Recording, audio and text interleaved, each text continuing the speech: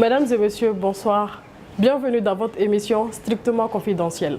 Aujourd'hui, nous allons nous introduire dans la vie privée de l'honorable député Karim Keïta. Aujourd'hui, je pense être au contact de la population, surtout quand on est député. Je pense que dans tout État, les députés sont ceux qui sont le plus proches de la base, comme on dit la base. On va en parler parce que là, on va parler donc de Karim, le politicien.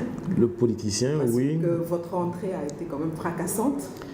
Bon, je ne sais pas, elle a été 60%. Oui. Mais je crois que c'est la manière la plus noble. Elle est pourtant beaucoup plus simple. Vous demandez au peuple, me donnez-vous l'onction, me donnez-vous cette caution de m'impliquer dans la vie publique. Non, on ne vote pas pour toi. Oui, on vote pour toi. Ils me l'ont donné. C'est simple, elle est indiscutable et Inch'Allah, c'est pour 5 ans. C'est encore mieux qu'un décret. Un décret peut être abrogé à tout moment. Je ne dépends pas d'un décret, mais du suffrage du peuple. Voilà. Député, donc vous représentez le peuple. Exactement. Vous représentez le peuple. Donc ça revient à ce qu'on disait, votre côté, comme vous disiez, en tant qu'ami de généreux, Karim le généreux, Karim qui aime partager, qui aime associer le monde. Il faut demander à mon entourage et mes amis, mais ça vaut la peine de se battre. Quand on a un pays comme ça, quand on a un pays comme le Mali qui a subi des secousses, nous en sommes encore un peu dedans. Vous savez qu'il y a toujours cette crise dans notre septentrion. J'ai eu une accélération. J'ai eu une accélération. J'ai été un peu traumatisé parce que mon pays avait subi. Vous savez, quand j'étais en Belgique, j'étais à l'internat, j'avais beaucoup d'amis zaïrois. Enfin, j'ai toujours mes amis, donc, qui aujourd'hui congolais.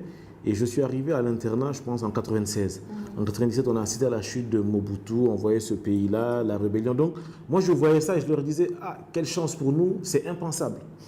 Et après, j'ai retrouvé mes amis ivoiriens avec qui j'étais au lycée, parce que mon père était ambassadeur en Côte d'Ivoire. J'ai retrouvé mes amis avec qui j'étais au collège en Côte d'Ivoire, au Canada, à la fac. Et eux aussi, dans leur pays, il y avait beaucoup de mouvements. Donc, il y avait une crise. Et je me disais, mais notre voisin ivoirien, qu'est-ce qui se passe? En tout cas, au Mali, nous, c'est bon, on est stable. Donc, quand j'ai vu ce qui s'est passé au Mali, moi, j'ai été traumatisé et je me suis dit, il faut qu'on s'implique. Et je me suis dit, la meilleure manière de s'impliquer, c'est d'abord de faire un diagnostic de la situation. Qu'est-ce qui s'est passé? Et tant qu'on ne fera pas un bon diagnostic, on n'amènera pas le meilleur traitement.